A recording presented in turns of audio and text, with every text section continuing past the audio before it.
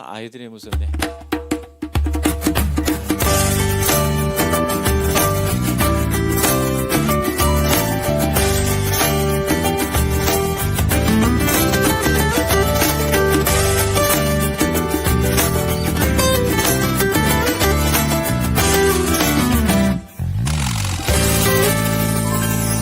글자 하나하나에 이제 약술, 거기에서 이제 약술을 하고 있다는 거죠.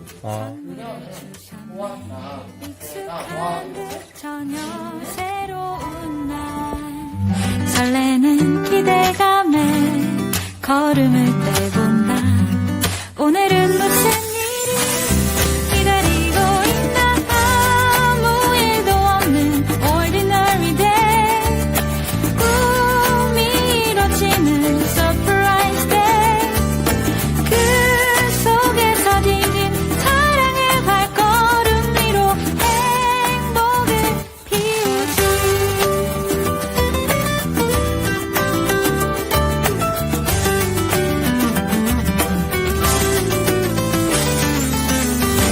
오늘도 하루라는 선물을 주셨네. 익숙한 듯 전혀 새로운 날 설레는 기대감에 걸음을 떼본다. 오늘은 무슨 일이 기다리고 완성됐어요? ordinary day. 꿈이 이뤄지는 맛있겠지? 그 속에서 내린 사랑의 발걸음 위로 행복을 피우지. 아무 일도 없는 ordinary day. 꿈이 이뤄지는 surprise day. 그 속에서 디딘 사랑의 발걸음 위로 행복을 피우지. 네, 여기 자고 있는 애들이 저희 학교 특징입니다. 여기. 네. 네, 불 켜주시면 될 것 같고요. 우리 복음충신 학교랑 비슷하죠, 느낌이. 그럴 것 같아요. 네, 작은 학교고 크지 않아도 행복할 수 있다. 또 크지 않아도 그 아이들의 꿈을 찾아갈 수 있다. 그리고 작은 자들이 모여서도 하나님께서 함께하시면 이렇게 좋은 학교를 이뤄갈 수 있다라고 하는 것은 아마 복음충신학교와 함께 있는 그런 모습이 아니겠는가. 각 지역 교회 네. 선한 네, 그래서 오늘 처음 만나 뵙게 돼서 어떤 부분을 이야기 나눌까 하다가 우선 목사님께서 말씀해주신 그 중요한 포인트가 또 있어요. 그래서 이제 학교에 대한 진로에 대한 부분 중심에 좀 두고 그것에 대한 부분을 이야기하기 전에 간단하게 저희 학교가 세워지게 된 그 배경을 잠시 좀 말씀을 드리면서 몇 가지 내용을 말씀드릴게요. 저희 학교는 8년 전에 세워지게 됐는데 저희 그 아이가 이제 저는 애들이 4명이거든요. 4명의 아이들인데 첫째 아이가 여자아이인데 중학교 때 이 친구가 이제 목회자 자녀인데 중학생 1학년 때 이제 사춘기가 심하게 왔어요. 등치가 여자 친구인데 좀 등치가 좀 커요. 네, 크고 그래서 전혀 몰랐는데 한 중학교 1학년 동안 그 이제 이중 생활을 좀 했던 거죠. 전혀 몰랐는데 학교에서 완전 일진처럼 등치가 너무 좋으니까 남자애들도 다 이겨요. 남자들이 이제 못 건드립니다. 그리고 이제 또 저기 왕따 당하는 친구들 있으면 지나가다가 이렇게 있으면 이제 저희 딸이 괴롭히는 애들한테 야 그냥 내버려 둬라. 그렇게 하면 이제 이 다른 친구들이 건드리지 못할 정도로 하여튼 뭐 나중에 알게 됐지만 뭐 그런 생활을 하고 있으면서 그때 당시에는 중학교가 상중하반 영어 수학 이렇게 과목별로 그랬는데 초등학교 때는 저기 우수한 성적으로 다 초등학교 때 우수한 성적으로 졸업하잖아요. 근데 1년 동안 몰랐는데 뭐 당연히 뭐 알아서 잘 하겠거니 했는데 글쎄 그 하반을 다 그냥 휩쓰고 다니는 그런 상태가 된 걸 나중에 알게 됐죠. 그러니까 공부와는 전혀 상관없고 진짜 그런 삶을 이중적인 삶을 교회에서는 또 굉장히 반듯하게 이런 그게 저희 가정에 몰아닥쳤어요. 난리가 아니었습니다. 뭐 싸움이 일어나고 뭐 그냥 뭐 큰 소리가 나고 뭐 집을 나가겠느니 안 나겠느니 막 갈등이 시작되는 건데 그러면서 저희가 부모로서 이제 목사긴 하지만 이게 큰일 났다. 정신을 차리게 됐어요. 그리고 애를 혼내는 것도 한계가 있죠. 그리고 돌아보게 되면서 이거 좀 우리가 잘못했다 깨닫고 그래가지고 이제 이 친구 저희 첫째 딸을 이제 저랑 저희 집사람이 너무 공부가 안 되니까 너무 바닥이니까 ABCD도 모르니까 이 정도가 되어 있으니까 그래가지고 저랑 집사람이 둘이서 이제 얘를 이제 가리키겠다라고 이제 했는데 그 가리키겠다는 게 애들이 좋아합니까? 끔찍하죠. 엄마 아빠 가르쳐 주겠다니 더 집을 나가겠대. 그래서 그래가지고 가르치겠다 막 이렇게 싹싹 이렇게 꼬셔가지고 근데 이 친구가 이제 일진처럼 같이 다니는 애들이 네 명 정도 됐어요. 근데 끌고 다니니까 일단 얘네들 끊어야 되잖아. 끊어버려야 되니까 그래서 이제 얘네들 끊어버리려고 했는데 얘네들이 어떤 애들이냐면 같이 다니는 애들이 주로 이제 그 부모님이 안 계시고 조부모 할머니 할아버지가 키우고 그런 애들이에요. 예. 근데 기도하다가 하나님이 그런 마음 주신 거야. 네가 목사냐? 얘네를 끊어버리려고 저희 딸 살리려고 얘네를 끊어버려야 되니까 그렇게 하니까 이제 내적 음성이 네가 목회자가 맞냐? 그러면서 이제 그런 마음 주셔가지고 도저히 그렇게는 안 되고 그래갖고 이 네 명의 친구들 얘네들 다 같이 하반이고 다 일진 애들이니까 그래갖고 이제 그 공부도 안 돼. 그래갖고 일단 학교가 끝나면 돌아오면 집으로 다 데리고 들어와서 같이 한 4-5명이 됐죠.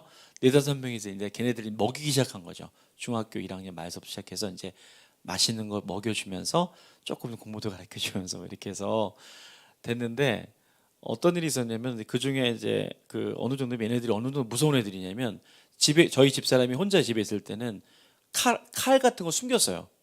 혹시라도 그 정도로 얘네들의 그 살기가 여자 아이들인데도 뭐 무서운 애들입니다. 예. 그런데 이제 저희들이 그렇게 2년 정도를 중3 때까지 돌아오면 방과 후 학습이 된 거지 자연스럽게요. 그래가지고 4명 정도의 아이들을 저희가 한 2년 동안 그렇게 가르쳤어요. 가르쳤는지 뭐 했는지 모를 정도로.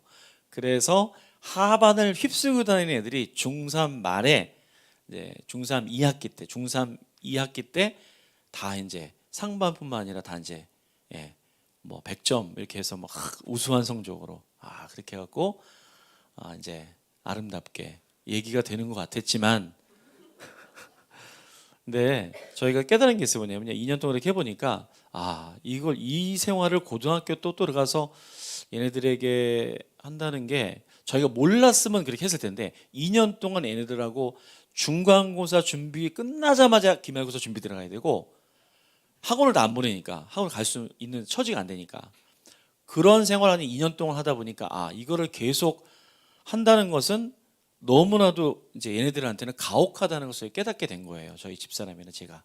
그래갖고 저희 이제 아이한테 선택을 하게 했어요. 네가 행복했으면 좋겠다.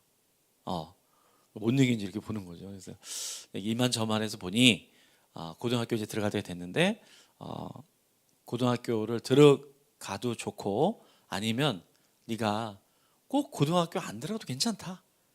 이거 계속 이렇게 솔직히 이거를 계속 같이 하기가 너무 이제 엄두가 안 나기도 했어요.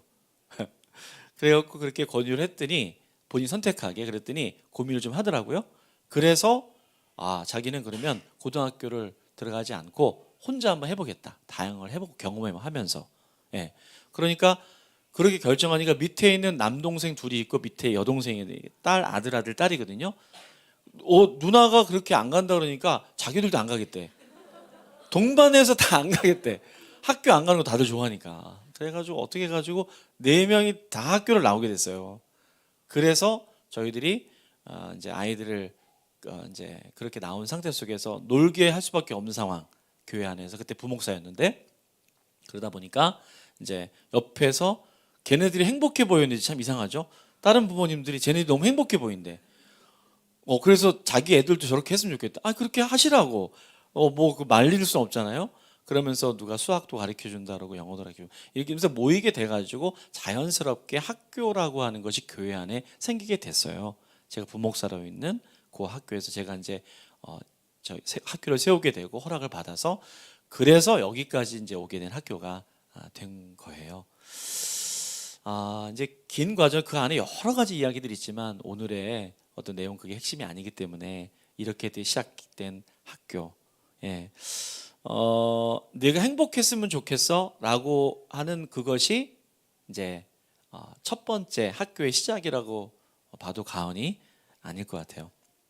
그러면서 저희 학교에는 이제 그런 것들이 있습니다. 뭐냐면 여러분 이제 이 꽃들의 아이들을 많이 비유해요. 그렇죠? 이 아이들이 얼마나 귀합니까? 다음 세대 아까 말씀하시는데, 근데 보게 되면은 뭐 수선화도 있고 백합화도, 장미도, 코스모스가 이렇게 꽃들이 있는데 그런 이 꽃들은 서로 경쟁하지 않잖아요. 여러분 장미가 예뻐요. 그 코스모스가 더 예쁩니까? 이게 질문부터 이상하죠. 질문이 잘못됐어요. 각각 다 그 꽃은 아름답잖아요. 여기에는 아이들이 그런데 학교라는 곳에 딱 들어가게 되면은 얘네들이 경쟁하기 시작합니다. 그래서 상중하로 나눠야지 되고 거기서 자기가 하래. 그래서 아이의 포기하고 일진이 되기로 결심하고 왕따를 시키려고 결심하고 막 이렇게 돼요. 이상하죠? 얘네들은 참 아름다운 애들인데 각각의 고유한 애들인데 학교를 딱 들어가는 순간 그게 경쟁이라는 게 선한 경쟁도 의미 있고 좋은 거예요. 괜찮아요. 그런데 아름답지 않은 경쟁들 속에서 이 아이들의 고유의 모습을 잃어가게 된다는 것. 또 비교하죠.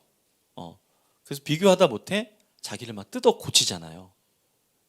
그리고 뭐 여러 가지 더 예뻐지려고 그러고 더 공부를 잘하려고 그러다 보니까 사교육도 해야지 되지, 성형도 해야 되지. 이 비교의식 속에서 이 아이들이 이 청소년의 이 아름다운 시기를 그렇게 보내는 것. 그게 지금 학교에서 벌어지고 있는 일이다. 다는 아니어도 그게 심각한 문제라고 하는 것은 우리가 공감을 할 거예요. 그래서 저희들은 꽃에 비유했으니까 이렇게 학교 밖을 나오게 되면서 중요한 철학이 있습니다. 어떤 철학이냐면 이런 거예요. 뭐냐면 우리는 꽃들이 필 때까지 기다린다. 이거예요. 기가 막히게 꽃이 피는 시기가 달라요. 여러분 그거 아시죠? 예. 여러분 꽃이 그 동일한 시간에 다 핍니까? 이상하죠? 어느 날 4월 5일 날 꽃 핀다. 예. 언제입니까? 11월 17일 날 꽃 핀다. 수능 날이거든요. 이날 꽃 펴야 돼. 이상한 일이잖아요. 애들은 그런 애들이 아니거든요. 11월 17일 날 수능 때 대박꽃을 피는 애들이 있지만 좀 늦게 피는 애들이 있잖아요. 여러분 그런 얘기가 있어요. 뭐냐면 실제로 이런 벚꽃은 언제 피죠? 봄에 다 얼마나 아름답게 뭐 조금 시기가 되면 봄에 주로 피잖아요. 이렇게 쭉 피잖아요. 그런데 초가을에 피는 벚꽃도 요즘 있어요. 예. 그리고 그 벚꽃이 왜 그러냐면 원래 벚꽃은 이게 겨울을 참 벗어나면서 그러면서 꽃 피는 건데 얘네들이 여름 때 태풍이 막 오잖아요. 태풍이 바람이 치고 막 그러면서 이 벚꽃 나무들이 헷갈리는 거야. 그래가지고 이게 막 바람이 불고 막 그러니까 이게 초겨울인지 얘네들이 착각을 하게 되면서 그래가지고 가을에 벚꽃을 만개하는 경우도 생겨요. 근데 여러분 그 이상한 비정상적인 벚꽃입니까? 아니에요. 너무 아름답지 않아요? 특별하지 않아요? 그죠? 예. 굉장히 늦게 핀 벚꽃이야. 그렇다고 얘가 기형아라든지 예를 들자면요 비정상적이다 막 이러면서 얘를 막 잘라버리거나 그러지 않죠. 너무 참 신기하기도 하고 너무 예쁜 꽃입니다.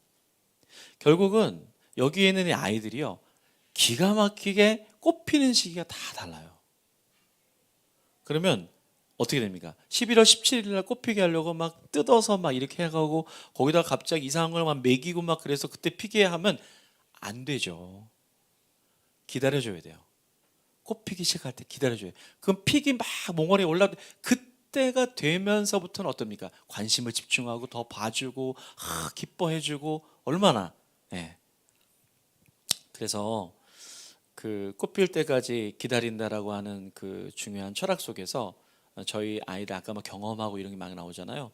근데 아이들이 다 부모의 마음과 학생들 스스로에게도 다 공부를 잘하고 좋은 대학 가고 싶어 해요. 나쁜 게 아니에요. 그런데 그 마음 갖기까지 특별히 뭐예요? 내가 한번 공부해 보겠다. 저희는 이제 예를 들자면 학습에서는 이게 꽃 피겠다라고 하는 그 마음이라고 보거든요. 그 마음 갖기 전까지 저희들은 한치 기다려 줍니다. 여러 가지 것들 다 경험시켜요. 본인이 저희는 아까 청춘 야채 가게 뭐 이런 것도 나왔잖아요. 저희가 청춘 야채 가게를 하게 된 것도 무슨 갑자기 돈이 필요해서 하게 된 게 아니라 어느 청년이 와가지고 자기가 이렇게 그 자기가 꿈이 생겼대. 이 나이가 든 청년인데 누가 봐도 루저야. 저희 이제 설립할 때 이제 그 청년인데 자기가 꿈이 생겼대. 근데 너희 꿈이 뭐냐 그랬더니 야채 가게 사장님이 되는 게 꿈이래요. 자기가. 좀 뜬금없죠? 그래갖고 그래? 그러면 평상시 같으면 제가 이제 기도해 줄게 이렇게 보내면 될 거를 꿈이라 그러니까 저희가 이제 학교도 하고 막 이러다 보니까 그게 네 꿈이야? 그러면 너의 꿈을 함께 이루어줘 보자. 그래갖고 제가 잘못 말했던 거죠. 괜히. 그래가지고 그걸 또 교인들하고 같이 얘기하면서 이 꿈이 생겼다니까. 꽃이 피려고 하니까.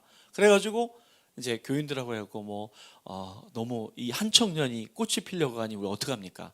도웁시다. 막 그래갖고 이제 헌금도 하고 이래가지고 중고 트럭도 사고 어디서 본 건 있어가지고 중고 트럭도 사고 그다음에 뭐 매대도 어디서 주워오고 막 그래가지고 또 가게가 있어야 되겠대. 그래가지고 아주 허름하지만 그래도 정성스럽게 가게 같은 걸 마련해가지고 저희들이 이 청년 사장을 세웠어요. 그리고 저희들이 시다 죄송합니다. 일본말 써서 이렇게 밑에 해가지고 저희들이 이제 도와가지고 새벽 시장도 한 명이 새벽 시장 가서 물건 떼어와야 되는데 잘 모르니까 한 15명이 가가지고 저희가 과일 떼어와야 되는데 과일 떼어왔는데 사람들이 거기 있는 도매상들이 되게 무서운 분들이 많으시거든요. 새벽 시장 가보게 되면 저희 소금 뿌림도 당하고 왜냐면 장사 방해하는 그 초보자들이 와가지고 막 난리를 치니까. 근데 그렇게 해서 청춘 야채 가게라는 가게를 백소통에 세우고 청년 사장이 이제 사장이 되고 자기 사장이야. 그리고 우리는 다 이제 직원들처럼 이렇게 하고. 그래서 이제 8개월 동안 어렵게 뭐 어떻게 이문도 남지도 않고 잘 경험도 하나도 없으니까 망하지 않을까 근데 망하지 않았어요. 다행히 많은 분이 도와주셔가지고 8개월 만에 어느 정도 안정이 됐는데 8개월 만에 이 청년 사장이 찾아왔더니 뭐라 그러냐면 목사님 근데 저는 이제 뭐 더 원대한 꿈을 가진 줄 알았더니 얘가 이렇게 얘기하는 거야. 자기 꿈이 아닌 것 같대 이게. 이 자식이 진작 얘기를 해야지 처음부터. 8개월 만에 그럴 수 있잖아요. 자기 하다 보니까 너무 자기 꿈이 아닐 수 있잖아요. 그러니까 뭐라 그러는 마음이 나왔지만 크게 일을 벌렸지만 그래? 네 꿈은 아닐 수 있다는 걸 인정하고 근데 하다 보니까 우리 교회가 같이 함께 해보니까 괜찮더라 재밌더라고요. 힘들기도 하지만 그래서 그거를 그냥 받고 저희 교회의 꿈으로 여기면서 저희가 작년까지 청춘 야채 가게를 해왔던 거예요. 근데 이런 얘기 말씀드리는 이유는 이게 학교도 마찬가지고 아닐 수 있어요. 하지만 그 꿈이 자기 꿈인 줄 알고 이제 그거를 존중해주고 그냥 엄청나게 경험시켜주고 본인이 이거 아닌 것 같은데 라고 해도 괜찮다 그러고 마음은 속이 엄청 타들어가지만 겉으로는 그럴 수 있지 이를 악물고 이러면 안 되지 않니? 그러면서 이렇게 이제 마음을 그렇게 하는 거죠. 하지만 그 아이는 알아요. 자기의 꿈을 인정해 줬다는 것. 그래서 다른 꿈을 한번 경험해 보는 그 시기로 가는 것뿐이죠. 그것이 저희 학교를 해나가는 그런 철학 가운데 하나인 것 같아요. 고등학교 2학년 2학기 때 꽃을 피우겠다라고 마음먹은 아이가 있었어요. 작년 얘기입니다. 근데 좀 진작 꽃을 피우겠다는 공부하겠다는 얘기거든요. 그 전에는 뭐 했냐면 프로게이머가 되겠대. 그래서 게이머 좋지. 그래갖고 그 친구 집에다가 아예 그냥 그 PC방을 차려줬어요. 예, 게임을 해야 되니까. 근데 또 프로 게이머 되니까 상당히 도구들이 또 많이 필요하더라고. 뭐 아대 같은 거 뭐 이렇게 뭐 손목 뭐 관절이 뭐 문제가 생길 수 있대. 그래서 뭐 그런 거 뭐 의자는 또 굉장히 좋아야 되는데 게임용 의자가 그렇게 편한지 저도 몰랐어요. 엄청 편하더라고요. 와, 사장님 의자야. 그거에다가 뭐 화면 커야 되지 인터넷 최고속으로 뭐 확 해가지고 했는데 오버워치라는 게임이 당시에 그거였는데 하다 보니까 자기는 이게 아닌 것 같대. 그래가지고 1년 반 동안 거기에 투입된 게 엄청나. 하지만 아니라니까. 그럴 줄 아닌 줄 알았어. 누가 봐도 넌 아닐 것 같았는데 프로게이머 된다니까 인정해주고 다 했어. 근데 진짜 아닌 것 같대. 그러면서 자기가 공부 좀 해봐야겠대 이제. 예, 그거 진짜 공부하고 싶으니 점검하고 자기는 공부밖에 없는 것 같대. 공부해보고 싶대. 그래서 2학년 2학기 정신을 차리고 공부하려고 그랬더니 아는 게 있어야지. 좀 일찍 정신을 차리든지. 2학년 2학기 때 네가 중학교 2학년 2학기면 좋겠는데 고등학교 2학년 2학기가 됐는데. 예, 그래가지고 이 친구를 위해서 이제 팀들이 달라붙죠. 팀이 뭐 저희들 학교인 선생님들과 선배들과 뭐 어떻게 해서 얘를 이제 다 이제 점검을 하고 그러면서 뭐 ABC가 됐든 뭐 수학 뭐가 됐든 그래가지고 팀이 구성이 돼가지고 이제 너 꿈이 뭐냐? 뭐가 되고 싶어? 어디 대학 되고 의대를 들어가고 싶대. 미쳤어. 너 미친 거야. 내가 속으로 이렇게 진짜 화가 여기까지. 의대는요, 여러분 아시잖아요. 의대는 만점을 받아야 돼요. 수능에 만점을 받아야지 가능한 일이에요. 진짜 이런 애들만 있으니 진짜 너무 힘들 때가 많아. 네, 꿈이 너무 큰 거야. 지금 검정고시도 약간 어려울 것 같은데 속에 이런 말이 나왔지만 의대 갈 수 있어. 인정하고 진짜 그러면서 이제 시작이 된 거죠. 그게 이제 1년 반 전이었구나. 그래서 이제 의대를 들어갈 수 있는 게 뭐 검정고시로 들어가서 의대 갈 수는 없습니다. 다른 걸 갈 수 나중에 말씀 좀 드리겠지만 그래서 검정고시 당연히 봐야지 되고 수능을 볼 수밖에 없어요. 의대를 가려면. 그래서 일단은 먼저 우리나라 의대가 안 될 것 같으니까 다방면으로 외국 의대도 다 알아봤죠. 제가 저희가 그 학교에 이제 졸업생들이 1회, 2회, 3회 학생들이 미국에 주립대, 그다음에 주립대에서 들어갔다가 얘네들이 이제 트랜스퍼 해가지고 보스턴에 있는 좋은 대학도 들어가고 그런 이제 입결이 있기 때문에 외국 학교들도 제가 서치해봤어요. 그랬더니 외국 의대는 들어가기 더 힘들어. 안 돼. 불가능해요. 불가능에 딱 떨어졌어요. 그러나 꿈은 살아있잖아요. 꽃은 필 테니까. 그래가지고 이제 공부가 시작이 됐고 1년 반 그 공부를 하면서 이제 이 친구가 요번에 수능을 보고 요번에 학교에 들어갔어요. 의대에 들어갔어요. 네. 근데 이렇게 말씀드리면 와 대단하다. 안 믿는 분들도 계시겠는데 이 학교는 무슨 의대냐면 차의과학대학이에요. 차의과학대학 아시는 분이 있어요. 차병원 아시죠? 여기 일산 차병원. 차병원 재단에 거기에 이제 의대 의과대 그러니까 지금 의대가 의전해서 의과대를 바뀐 상황이고 의대로 직접 들어가는 경우가 지금 이제 막 생기고 있는데 그전 다 의학 전문 대학으로 먼저 들어가야 되는 거예요. 일반 학교 들어갔다가 대학원으로 들어가는 거죠. 그리고 얘가 거기에 미래융합학부라고 하는 학부의 의생명학과예요. 의대가 아니라 의생명학과에 미래융합 한 500명 정도 이제 정원인데 거기에 2등으로 들어갔어요. 2등으로. 그리고 거기 2등으로 들어가서 4년 장학을 받고 그다음에 그 차의과학대만 유일하게 의학 전문 대학원이 남아 있어요, 현재. 그래서 그 학교에 수석으로 들어간 학생들 또 차석으로 들어간 학생들 이런 학생들에게 두 명에게 의전의 티오를 줘요. 네, 기회를 주는 거지. 그래서 4년 동안 이상한 짓만 하지 않으면 그 뒤에 의학 전문 대학원에 들어갈 수 있는. 여러분 의학 전문 대학원 그러니까 뭐 다 들어갈 수 그렇지 않아요. 40명 정원인데 유일하게 차의과학대만 남아 있는데 세계적인 뭐 예를 들자면 뭐 콜롬비아 대학이라든지 하버드, 예일 이런 학교를 다니던 학생들이 지금 의전을 들어오고 있거든요. 근데 지금 의전이 다 막혔기 때문에 없기 때문에 유일 차의과학 때문에 난리도 아니겠죠. 전 세계에서 막 오려고 하는 그런 학교가 되었는데 거기에 이제 자기 학교를 위해서 TO를 더 이제 특별하게 준 경우죠. 그런 것들은 이제 준비하면서 여러분 1년 반 동안 엄청난 일이 일어났겠죠. 바닥서부터 이 성적이 나오기까지는 사실은 있을 수 없는 일인데 그러나 꽃은 피게 돼 있거든요. 그 여러 가지 많은 과정 속에서 팀이 붙어가지고 같이 이 아이가 스스로 공부하고 목표를 향해서 달려가게 될 때 그 결과 이룰 수 있다는 걸 본인이 경험하고 그런 결과를 얻게 됐습니다. 잠깐 저희 그 입결된 요번에 이제 저희가 처음 수능 정시는 처음으로 요번에 입결을 하게 돼서 좀 보여드리면요. 좀 키워주시면 네. 저희가 꽃 늦게 핀 애들입니다. 다 얘네들 늦게 꽃 핀 아이들이 이제 한 1년에서 1년 반 정도로 공부했어요. 완전히 그 어떻게 보게 되면 바닥에서부터 시작을 했는데 일단 요번에 저희가 입결이 서울여대 도고동문학과 수석으로 들어갔고 그다음에 상명대 행정학부의 수석 그다음에 아까 차의과학대 이 친구가 4년 장학으로 차석 합격했고요. 서울여대 정시 합격했고 광운대 법학과 정시 합격 들어갔고 인하대 국어교육학과 정시 합격했고 명지대 아랍지역학과는 검정고시 수시로 들어간 친구의 경우예요.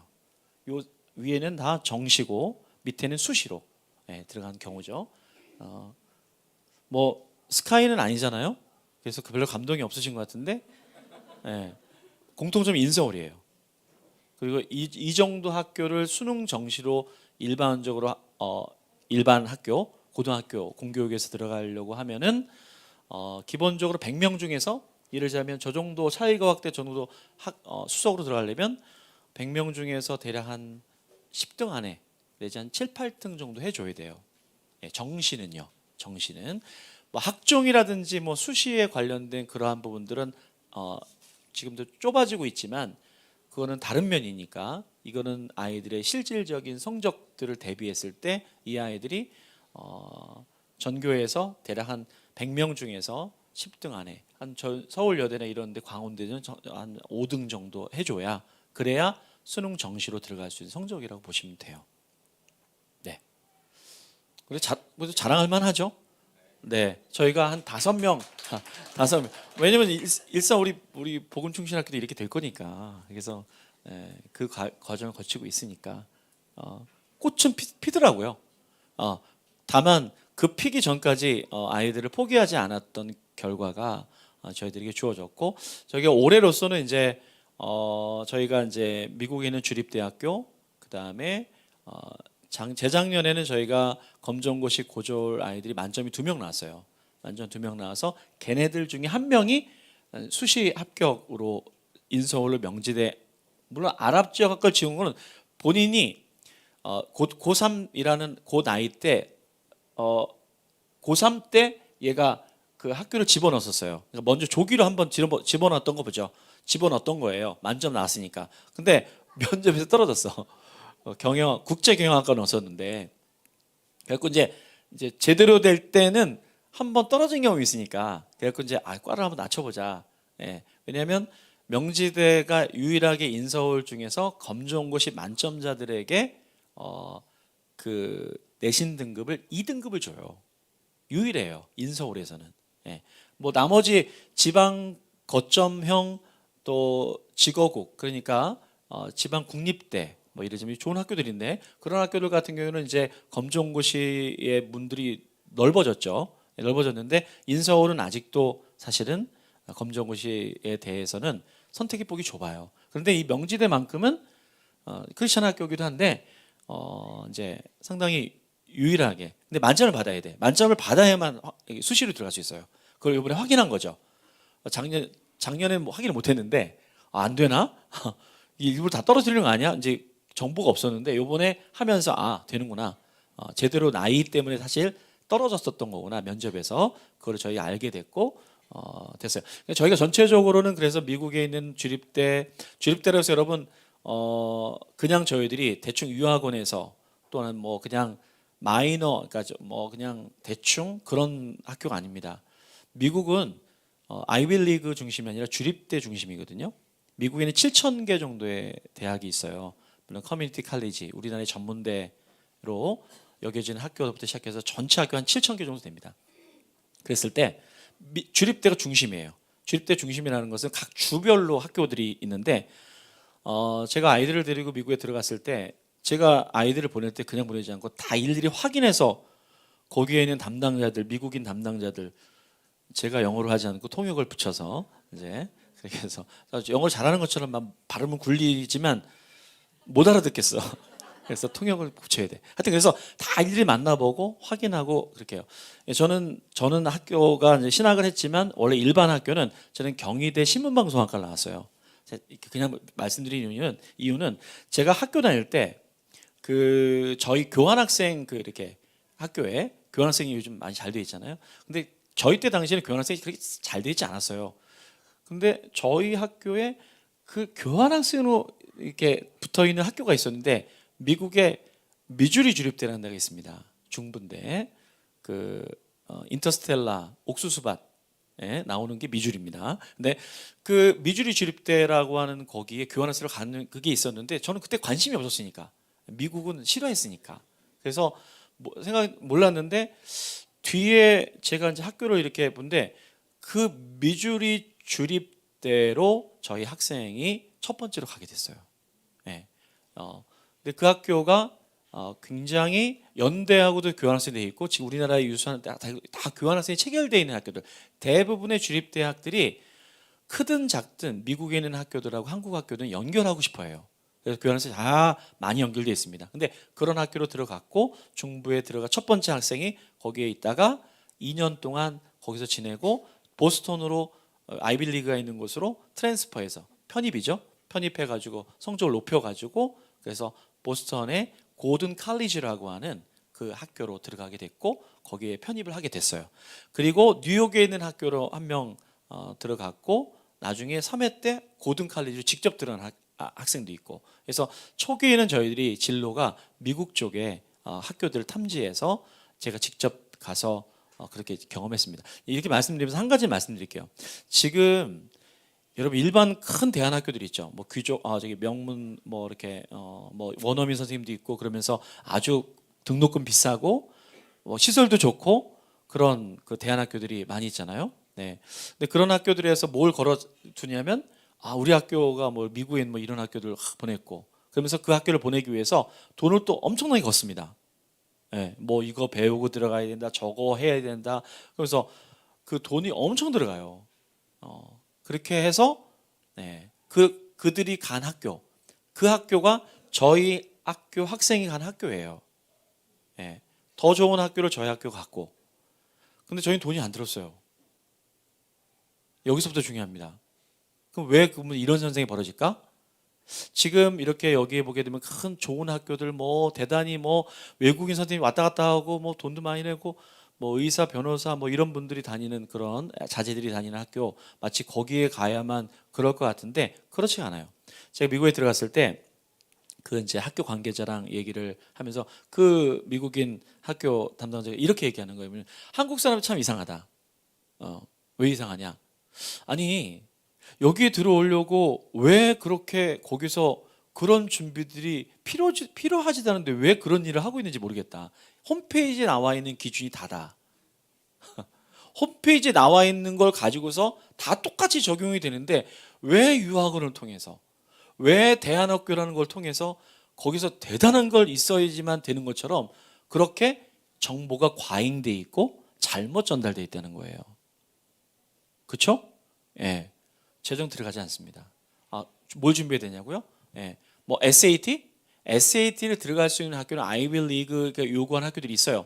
하버드, 예일, MIT, 학부. 여러분 거기에 합격해도 문제입니다. 왜? 1년에 내야 될 게 1억이에요. 1년에 1억이야. 최소로. 생활비 포함해서 말씀드리는 거예요. 여러분 붙어도 아파트 팔고 한 3년 버틸래나? 안 돼요. 안 돼요. 그럼 보낼 수 없다는 얘기입니다. 그건 다른 세상 얘기예요. 예. 뭐 장학금 많이 받으면 장학금 없어요. 학부는요. 공대 중심으로 대학원 중심으로 미국이 장학금을 주는 것뿐이지 인문계열, 문과계열은 아예 대학원도 사실은 거의 없다고 보시면 돼요. 특별히 학교랑 제휴 맺어서 그러니까 국내에 있는 대학이랑 제휴를 맺어서 하는 경우를 제외하고는 뭐이 정도가 됐으면 이 정도만 들어도 이해가 되시잖아요. 그런데 이런 걸 모르니까 학교에서 얘기하는 게 단 줄 알고 홈페이지 일단 영어니까 무서우니까 뭔 얘기하는지 모르니까 학교에 얘기하는 게 단 줄 알죠. 그러니까 돈을 내기 시작하는 거야. 그리고 돈만 내면 괜찮겠어. 그 사이에서 아이들이 거기에서 어떻게 보면 거짓이죠. 거짓된 걸 배워서 거기에 가면 애들이 공허해집니다. 그게 준비된 게 아무 소용이 없어. 아니 미국 역사를 왜 가기 전부터 배우는 거야 도대체. 미국 역사를 가기 전부터 왜 배워요. 그 배워야 된대. 미국 역사를 배우고 다 이렇게 해야 된대. 다 거짓말입니다. 그걸 요구한 적이 없어요. 미국 역사를 그러면 안 배우면 가서 거기에 우리도 한국사처럼 필수 과목처럼 가르치게 해줘요. 그냥 이수하면 돼. 예. 그럼 영어 못 알아들으면 어떻게 하냐고요? 영어는 토플만 준비하면 돼요. 기본적 토플만 준비하면 돼. SAT 요구하지도 않아요. 주립 때는. 이상하죠, 그죠? SAT 준비해야 되는 줄 알고 SAT 학원에 가야 된대. SAT를 요구하지도 않는데. 그러니까 이런 상태가 지금 되고 있다는 거예요. 그러니 그분이 말한 게 미국 담당자가 저희 학교도 몇 번 왔었는데, 그런 것 속에서 이제는 정보가 다 오픈돼 있고 그렇게 갈 학교들이 아니기 때문에 더군다나 그 부분에 있어서 우리가 더 이제 제대로 정보를 알 필요가 있고 이 얘기 왜 나오게 됐죠? 그래서 입결 때문에 나오게 됐군요. 정신이 없어서. 네, 그런 입결이 다 저희가 진행되고 이번에 이 수능 정시가 이렇게 정리가 되면서 전체 외국에 있는 학교 우리 검정고시를 통해서 검정고시 수시가 가능하고 검정고시 정시가 이제 올해 되어졌다는 자료를 좀 말씀을 드립니다. 네, 오늘 아무래도 진로에 대한 부분들에 대해서 좀 더 궁금하시고 디테일한 궁금증 괜찮으니까 질문 좀 적어주세요. 그럼 오히려 더 정확하게 아는 범위에 대해서 말씀을 드리도록 할게요. 저희 학교가 이렇게 구성이 되면서 자연스럽게 한 명 한 명이 꼽히는 그런 거 말씀드렸다라고 하는 것은 결국은 맞춤형 교육을 할 수 있는 게 저희 학교들의 장점입니다. 그러니까 여러분의 학교나 저희 학교나 작잖아요. 여러분 학교가 크다고 행복합니까? 아니에요. 뭐 작다고 행복하냐? 아니에요. 아이들이 행복할 수 있다라고 하는 것은 자신의 존재감을 늘 그 존재감을 느낄 수 있을 때 행복한 거죠. 네, 학생이. 그러면 애들이 꽃이 다 다르잖아요. 네, 다 다르잖아요. 다 수준도 다르고 다 범위가 다르면 그 아이에게 맞는 교육을 하는 게 제일 좋겠죠. 그러면 제일 좋은 결과가 나오지 않겠어요? 그러니까 작은 학교가 오히려 더 맞춤형 교육을 할 수 있는 좋은 그 환경을 가지고 있다라고 그렇게 보는 거죠.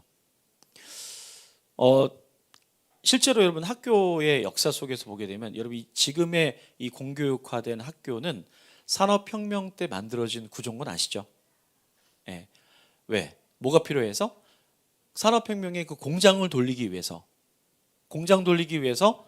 필요한 그 재능을 갖고 있는 인원들을 교육시키기 위해서 기본적인 계산, 기계를 돌릴 수 있는 인지, 요 정도를 계속 연습시키기 위해서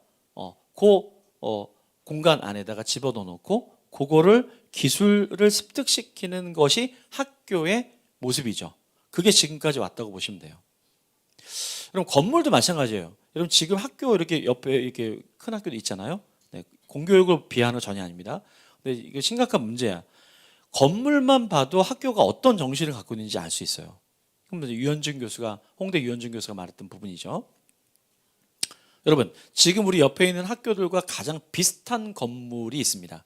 지금 저 이렇게 4층으로 돼가지고 딱 이렇게 성냥처럼 이렇게 앞에 운동장이 있고 기가 막히게 또 담이 있죠.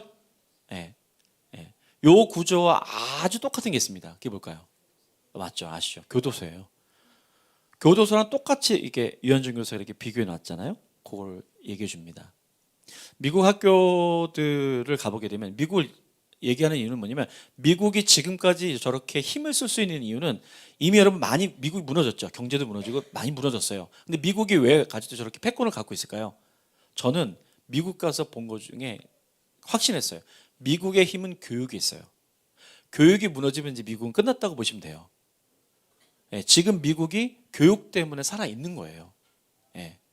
그러니까 미국에 가보면 아이비리그가 됐든 일반 주립대가 됐든 담이 없어요. 그냥 마을이 학교고 학교가 마을이야. 자연스러워요. 학교의 서점이 마을의 서점이에요. 그만큼 그 학교가 자연스럽게 교육의 장소가 분리되어 있지 않고 함께 돼 있어요. 그러니까 이게 철학이죠. 그러니까 우리도 학교라고 해서 저 공교육의 학교 속에서 계속 머물러 있어서는 안 되고 학교 담장을 넘어서 아니면 없으면 제일 좋고 지금 여러분들이 이렇게 복음충신학교를 이렇게 여기 있는 거는 학교 담장을 넘어오신 거잖아요. 여기에서 지금 우리는 그러한 생각을 가지고 교육을 하고 있는 거거든요. 그러니까 상당히 우리는 굉장히 앞서가는 사람들이죠. 저는 그렇게 봐요. 실제로 그렇습니다. 우리는 그런 좋은 교육을 향해서 가고 있는 그런 우리들이다. 그래서 저는 이렇게 얘기합니다. 한 명 한 명의 맞춤 교육을 위해서 아이들한테 얘기해 뭐냐면 선생님들을 다르게 얘기합니다. 그러니까 변두리 학교 그러면 변두리 학교 어디 있어요? 그러면 저기 백석동에 거기 뭐 108번 길에 어디 있습니다. 이렇게 얘기하지 않고 학교가 어디 있어요? 그러면 네가 학교다.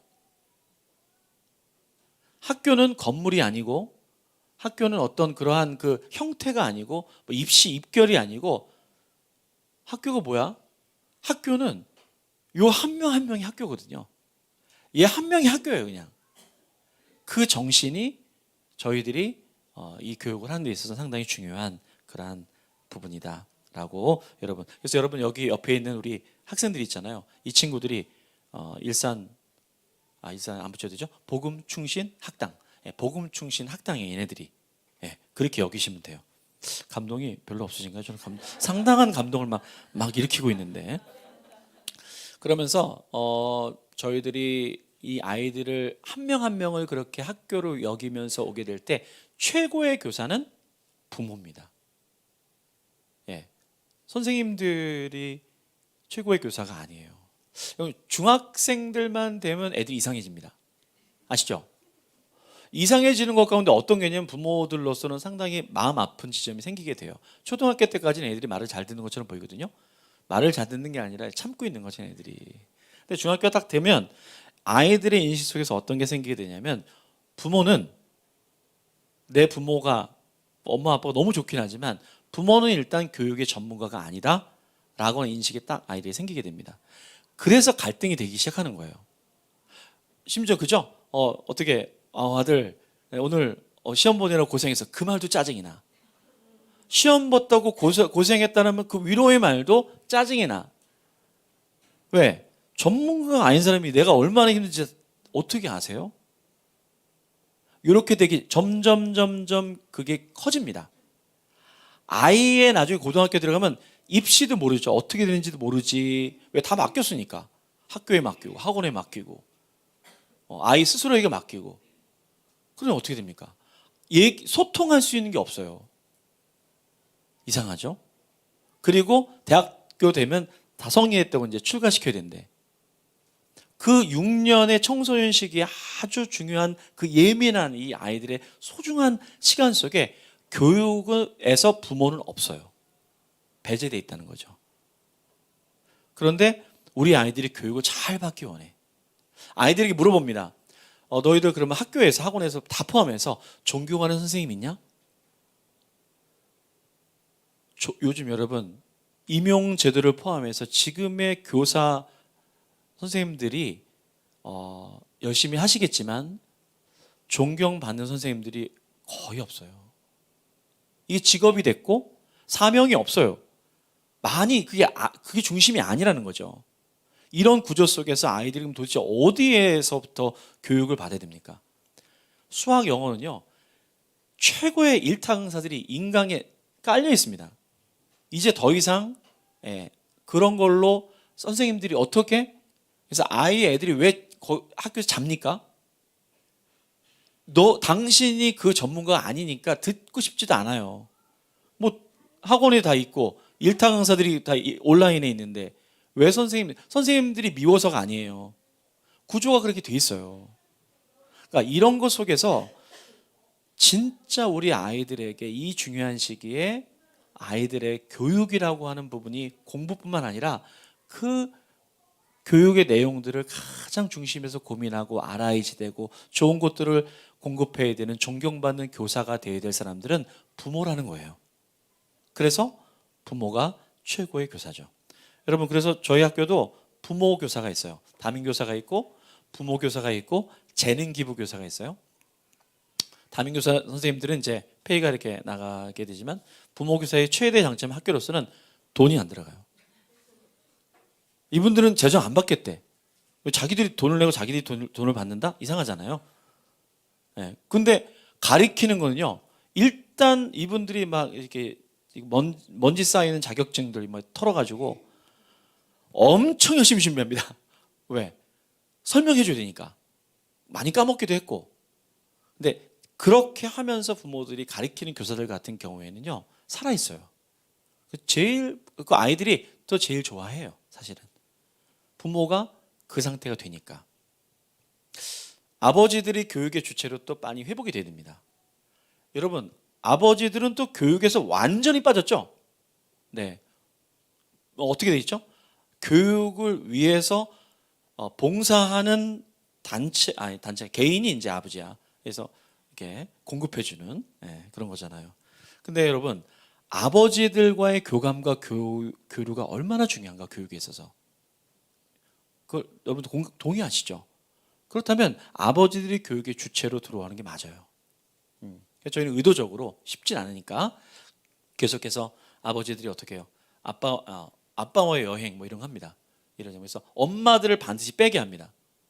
엄마들을 약간 왕따시키게 분위기를 막 그렇게 만들어요. 처음에는 이렇게 해서 되게 즐겁거든요. 엄마가 개입하지 않은 아빠들 되게 좋아요. 아빠들은 엄마들이 싫어해. 집에서도 막 스트레스 많이 주고 서로 막 해서 당신이 뭘 알아? 애들한테 뭐 한번 어떻게 공부는 당신이 그 공부 얘기 좀 하지 마. 당신 때문에 문제야. 막 이렇게 주로 이제 아빠들이 이런 태도인데 그래서 참 이게 아빠들이 상태 설 자리가 없어. 근데 이제 아빠들과 여행을 할 때는 이제 저희들이 애들 딱 데리고 아빠들만 가는 거예요. 상당히 애들과 아빠들이 처음에 갈 때 되게 어색합니다. 두려워해. 근데 나중에 다녀오면 되게들 아주 되게 추억에 남는 여행이라고 얘기해요. 실례로 되면 그런 것들, 그다음에 책을 읽을 때도 아빠가 추천하는 책, 뭐 예를 들자면 이제 그 얘기는 아빠가 책을 읽어야 되는 얘기거든.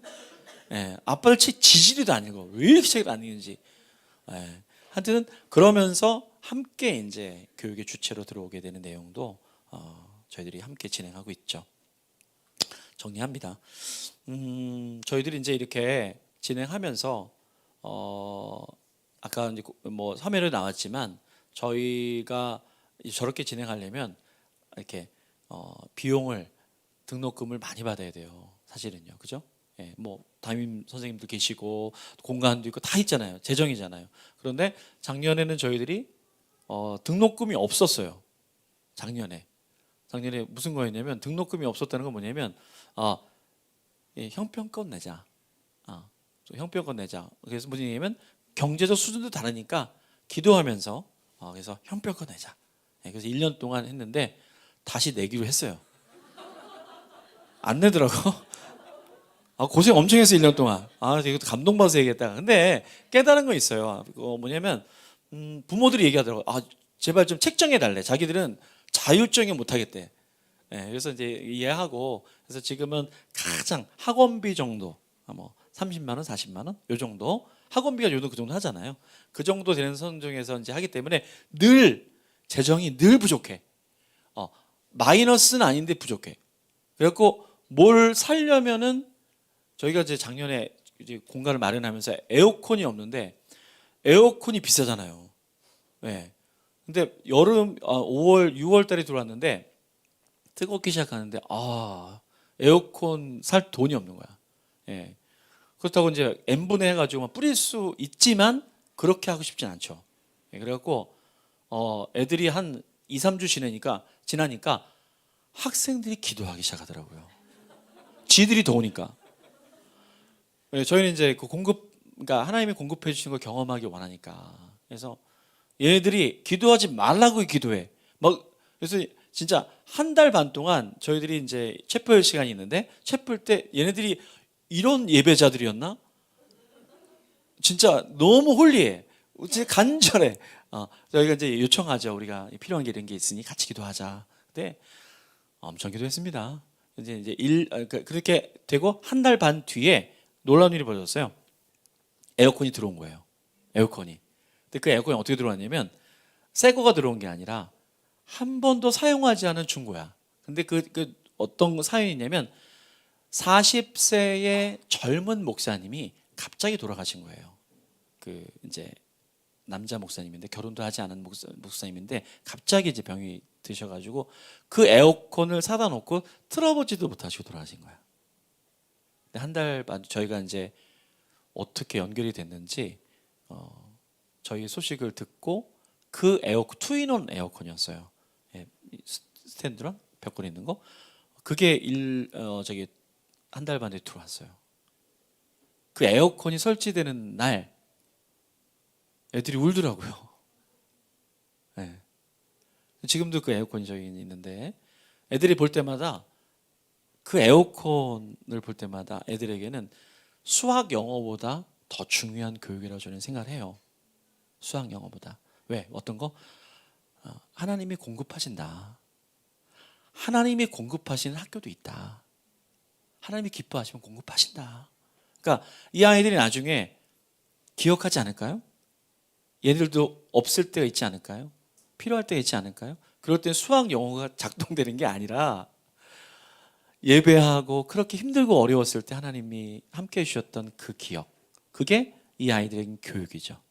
저희가 복음충신학당, 변두리학교 공통적으로 크리스천 학교들입니다. 크리스천 학교의 가장 큰 장점은 하나님이 이곳에 계시다는 그 임재예요. 그것이 교육의 가장 중요한 내용이죠. 그것이 실질적으로 이 아들한테 경험되게 하는 게 교육이죠. 저희들이 그러한 장을 자꾸 열어주고 아이들을 경험시키는 것. 그러면 진로, 대학, 여러분 그것은 아까 말씀드렸던 그 맥락 속에서 진짜 하나님이 도와주시는 것을 얘네들이 경험할 수밖에 없어요. 왜? 없으니까. 맨땅에 헤딩이 되니까 자기 주도적 학습 할 수밖에 없어요. 자기 주도적 학습 프로그램을 갖다 놓고 하면서 설명해줘도 할 수 있지만 자기 주도적으로 학습할 때 가장 좋은 결과물이 나올 수 있다는 것을 알기 때문에 집중할 수밖에 없고요. 시간이 얼마 없잖아. 그러니까 밤을 새지 말라고 제발 막 얘기할 정도로 그런 학습의 분위기가 나오게 되는 거죠. 올해는 저희들이 작년에 입결이 다 들어갔고 올해 고3이 딱 한 명 여자아이가 있어요. 여자아이를 위해서 저희가 이렇게 공간이 이렇게 학습 공간이 있는데 그 아이가 아침서부터 이제 밤까지 밤에 불을 켜놓고 공부하는데 그 아이를 가리키는 애들이 얘네들 선배들입니다. 국어 선배, 수학 선배, 영어 선배 얘네들이 있어요. 얘네들이 어떤 선배들이냐면 각각 1등급을 받은 애들이야. 1등급 받기 쉽지 않아요. 네. 국어 1등급, 수학은 1등급이 없어요. 수학은 2등급 후반인데 되게 좋은 성적입니다. 그것도요. 영어 1등급. 그다음에 사탐 1등급, 뭐 과탐 1등급 있죠. 그 얘네들이 거기에 맞춰서 각각 스케줄을 해가지고 오늘 모의고사 보는 날인데요. 이번 주에 4월 모의고사 5월로 옮겨져 가지고 오늘 저희는 이제 시험지를 받아가지고 오늘 봐요. 저희들은. 그래서 그 한 명이 시험 볼 때 선배들이 같이 시험 봅니다. 국어 담당자가 들어와서 같이 국어를 봐요. 그래서 수학 다 같이 봐. 각각 파트들이. 그래서 뭐 하냐면 다 시험 딱 맞춰지게 되면은 분석에 들어갑니다. 자기 시험을 본 이유는 뭐냐면 여러분 1타 강사들도 좋은 강사들은